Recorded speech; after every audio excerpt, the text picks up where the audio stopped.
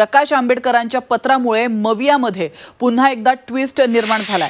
प्रकाश आंबेडकरांनी काँग्रेस अध्यक्ष मल्लिकार्जुन खरगेंना पत्र लिहून काँग्रेसला 7 जागांवर पाठिंबा देण्याची तयारी दर्शवली आहे आणि त्यासाठी काँग्रेसने आपल्या 7 उमेदवारांची नावे लवकरात लवकर जाहीर करावीत अशी मागणी देखील त्यांनी केली आहे। या पत्रात त्यांनी आपला शिवसेना ठाकरे गट आणि राष्ट्रवादी शरदचंद्र पवार गटावर विश्वास नसल्याचंही म्हटलंय।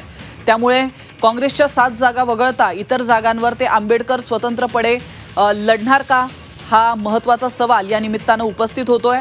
तर प्रकाश आंबेडकरांनी पत्रामध्ये नेमकं काय म्हटलंय आपण ग्राफिक्सच्या माध्यमातून पाहूया।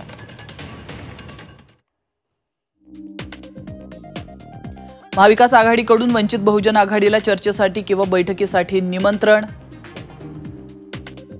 न करता सातत्याने बैठका घेतल्या जात आहेत। शिवसेना ठाकरे गट आणि राष्ट्रवादी काँग्रेस शरदचंद्र पवार गटाने अनेक बैठकांमध्ये वंचितचे म्हणणे ऐकून घेण्यास नकार दिला। त्यामुळे आमचा या दोन्ही पक्षांवरील विश्वास उडाला आहे। भाजप आरएसएसला पराभूत करणं हा वंचितचा मुख्य अजेंडा आहे। त्यामुळे राज्यातील 7 जागांवर काँग्रेसला पाठिंबा देण्याचा निर्णय वंचितने घेतलाय। तुम्ही तुमच्या कोट्यातील 7 उमेदवारांची नावे द्यावीत। आमचा पक्ष पूर्णपणे त्यांच्या पाठीशी उभा राहील असं या पत्रामध्ये आंबेडकरांनी म्हटलंय।